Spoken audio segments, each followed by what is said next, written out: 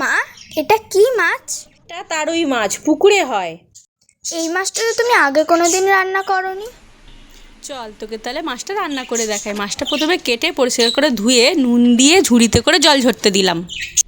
এবার মাছটা একটা পাত্রে নিয়ে হলুদ দিলাম, আর নুন যেহেতু আগে দিয়েছিলাম তাই পরে একটু নুন দিলাম, আর একটু সর্ষের তেল দিয়ে মেখে ভালো করে ঢাকা দিয়ে দিলাম। দেখ, এবার গ্যাসে একটা কড়াই বসিয়ে তেল গরম করে নিয়ে মাছগুলো দুটো দুটো করে ভাজবো, দুটো তিনটে, কেননা এই মাছগুলো অনেকটা লম্বা তো, বেশি করে ভাজলে ভেঙে যাবে। মা, তুমি কচুটা কি করবে? কচুটা দিয়েই তো মাছটা রান্না করব।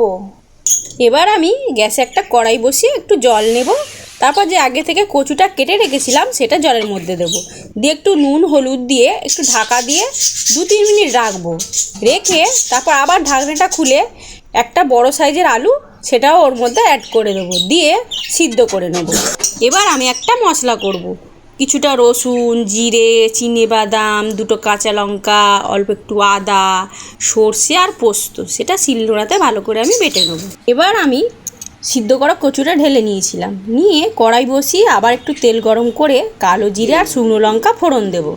দেখ, আমি ফোড়ন দেওয়ার আগে তেলের মধ্যে কিন্তু নুন দিয়ে নিয়েছি, নিয়ে ফোড়নটা দিয়েছি। ফোড়নটা যখন সুন্দর গন্ধ বেরালো তখন আমি সিদ্ধ করা কচু আলু দিয়ে একটু চিনি দিয়ে নাড়িয়ে চাড়িয়ে নিয়েছি। এবার বেটে রাখা যে মশলা ছিল সেই মশলা আর একটু হলুদ আর একটু মশলার জল দিয়ে সবজিটাকে ভালো করে কষিয়ে নেব। দেখ, মশলাটা আমার কিন্তু কষানো হয়ে গেছে। এবার কিন্তু মশলার জল আর পরিমাণ মতো জল দিয়ে ফুটতে দেব। মাছটা দিয়ে 2-3 মিনিট ফুটিয়ে নেব। তারপরে ধনেপাতা দিলাম, চেরা কাঁচা লঙ্কা দিলাম। দেখ, রান্নাটা কিন্তু আমার হয়ে গেল। খেয়ে বল তো মা, তরকারিটা কেমন হয়েছে? গরম ভাতের সঙ্গে তরকারিটা পুরো জমে গেল মা। বন্ধুরা, আপনাদের উদ্দেশ্যে বলছি, এই মাছটা কিন্তু দুর্দান্ত টেস্ট। আপনারা চাইলে আপনারাও ট্রাই করতে পারেন।